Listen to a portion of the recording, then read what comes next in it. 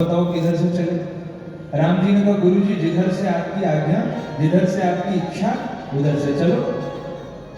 ठीक है, तो गुरु जी चल रहे हैं और ताड़का नाम की राक्षसी वह आई है।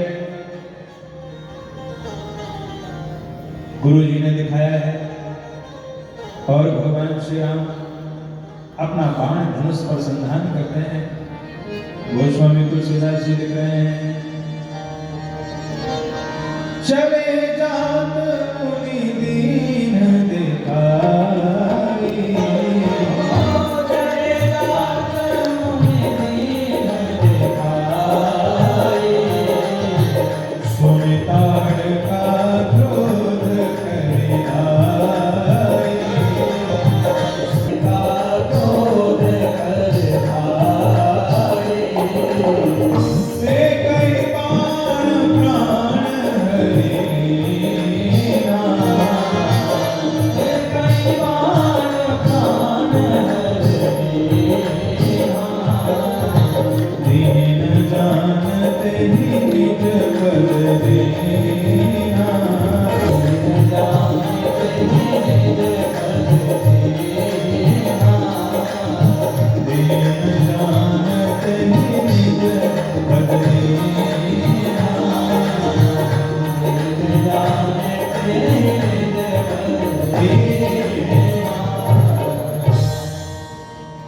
भगवान ने एक ही बाण से ताड़का के प्राणों का हरण कर लिया। एक ही बाण प्राण हरि लीना। और लेने के बाद भगवान को लगा कि प्राण ले लिया तो कुछ इसको दे भी दिया जाए। दीन जानते ही निज पद देना। भगवान ने अपना पद, अपना लोक उसको प्रदान किया। उसके बाद गुरु जी भगवान को लेकर के गए। विश्वामित्र जी भगवान को विद्याएं प्रदान करें और यज्ञ करने लगे। सुबाहु और मारीच नाम के राक्षस आए हैं। भगवान धनुष बाण लेकर के खड़े हुए। देखिए यह चौपाई, जब भी कोई उत्सव हो घर में उस चौपाई का पाठ करना चाहिए जरूर। यदि इस चौपाई का पाठ करते हैं तो कोई भी अमंगल नहीं होता है। भगवान धनुष बाण लेकर के हमारी रक्षा करते हैं। हमने जब से अपने सनातन को छोड़ दिया, सनातनी मान्यताओं को मानना कम कर दिया, तभी से हम परेशान हुए। पहले घर बनता था तो घर के बाहर रामायु अंकित ग्रह शोभा बरन न जाए। सीता राम जी के, भगवान रामचंद्र जी के धनुष बाण बनते थे। और आजकल करोड़ों का घर बनाता है व्यक्ति, उसके बाद एक काला कलूटा सा खोपड़ा टांग देता है। बताओ, करोड़ों का घर बनाने के बाद यही टांगने को मिला था। वह हमारी रक्षा नहीं करेगा। हमारी रक्षा भगवान रामचंद्र जी के धनुष बाण करेंगे। इसलिए जब भी नया घर बने तो भगवान का धनुष बाण अंकित करवाइए।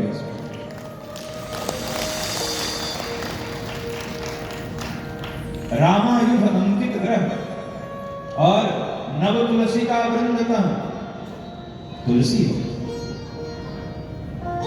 घर में तुलसी अवश्य होनी चाहिए और सूखी ना हो, हरी भरी हो। कई लोग तो तुलसी जी लगा देते हैं। एक सज्जन के यहाँ हम गए, अब ठाकुर जी को भोग लगाना था। हमने पूछा तुलसी जी हैं? हाँ हाँ है। कहाँ है? बोले हैं, मैं बाहर गमले में लगी हुई है। हमने कहा एक पत्ती तुलसी जी की ले आओ, भोग लगाना है। बोले महाराज पत्ती तो नहीं है। हमने कहा क्यों? बोले कम से कम 1 साल पहले हमने लगाई थी, सूख गई, पत्ती नहीं है, तुलसी जी है। हमने कहा महापुरुष ऐसे क्या फायदा है, तुम ठाकुर जी को भोग भी नहीं लगा पाओगे। अरे भाई तुलसी का गिरवा हो तो उसमें पानी भी दीजिए। नव तुलसी का वृंद कहाँ? तुलसी का जो गिरवा है वह पुराना नहीं होना चाहिए, हरी भरी पत्तियां हो और उससे ठाकुर जी को भोग लगाइए। तो घर की शोभा भगवान के आयुध से है। और जब भी कोई नया कार्य कीजिए, यही चौपाई जो हम बता रहे हैं ना, इस चौपाई को लिख करके और उसको टांग दीजिए, इसी चौपाई का पाठ करिए। घर में जब भी कोई उत्सव हो, इस चौपाई को लगा दीजिए, इस चौपाई का पाठ करिए। आपके घर में जो उत्सव होने जा रहा है उसमें कोई बाधा नहीं आएगी। गोस्वामी जी लिखते हैं, होम करन लागे मुनि झारी, होम करन लागे मुनि झारी, आपू रहे मख की रखवारी, आपू रहे मख की रखवारी, आपू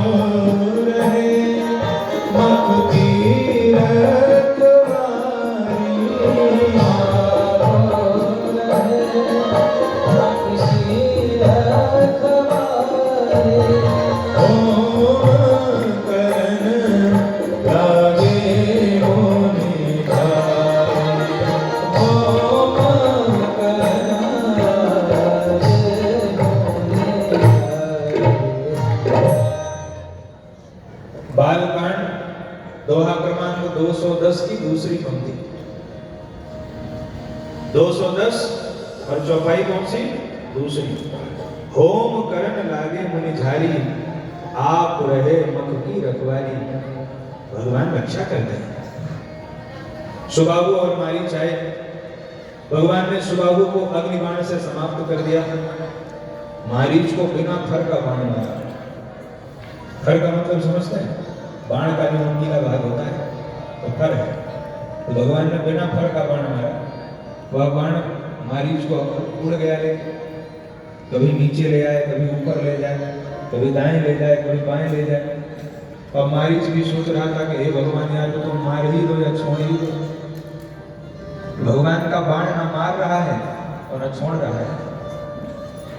100 योजन समुद्र के उस पार ले जाके मारीच को फेंक दिया, मारा नहीं बाण ने। इस प्रकार भगवान ने विश्वामित्र जी के यज्ञ की रक्षा की।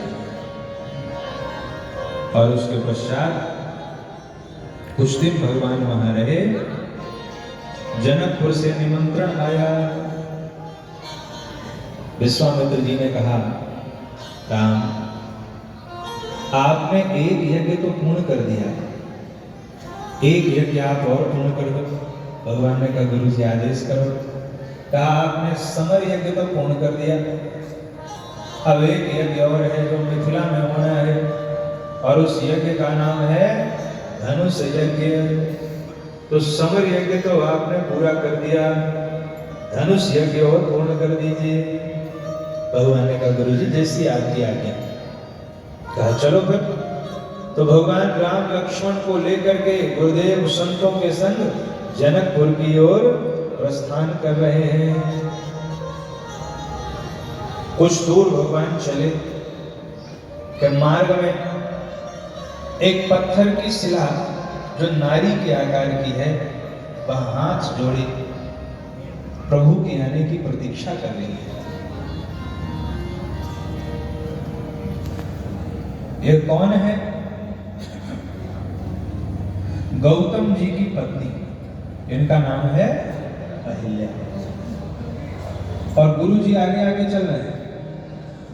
गुरु जी सोच रहे हैं, अगर इनको कल्याण करना होगा तो मुझे बुलाएंगे, और कल्याण नहीं करना होगा तो अपने को क्या पड़ेगा। चल, गुरु जी आगे आगे चल रहे हैं। भगवान राम ने देखा, भगवान राम ने कहा, गुरुदेव।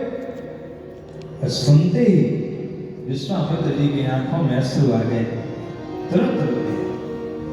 कौन है गुरु जी? है ये जो पत्थर की शिला है, यह कौन है? दौड़े दौड़े गुरु जी आए और गुरुजी ने कहा, राम इनकी ओर तो कोई देखता भी नहीं है, आपने क्यों देखा?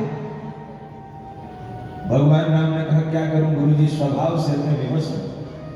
मेरा यही तो स्वभाव है कि संसार में जिसकी ओर कोई नहीं देखता है उसी की ओर मैं दृष्टिपात करता हूं। जिसकी ओर सब देखना बंद कर देते हैं उसकी ओर से देखना मैं शुरू करता हूं।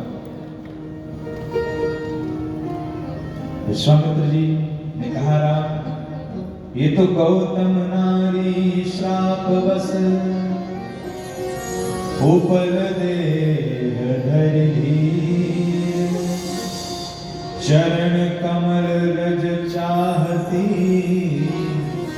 कृपा करहु रघुवीर। ये गौतम ऋषि की पत्नी है और इस बेचारी को श्राप मिला है जिसके कारण यह पत्थर की हो गई है।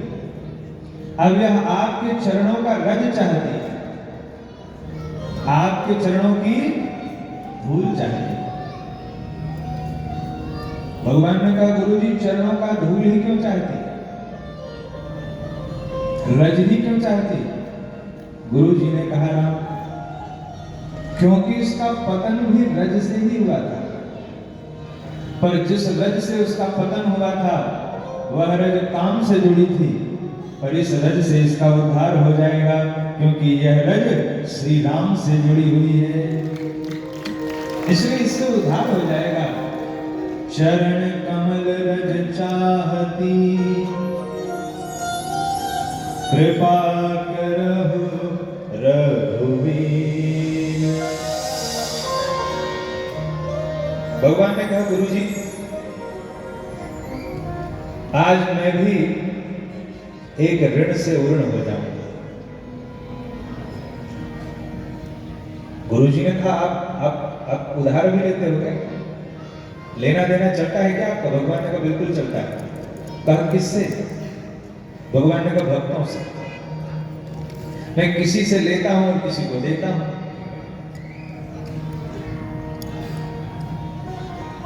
एक बार चक्र चलाते हुए भगवान की उंगली में चोट लग गई, और जब भगवान की उंगली में चोट लगी तो भगवान की उंगली से रक्तस्राव होने लगा, और जब रक्त निकलने लगा भगवान की जो पटरानियां हैं वह भागने लगी इधर उधर। शोक सत्यभामा कियो रुक्मणी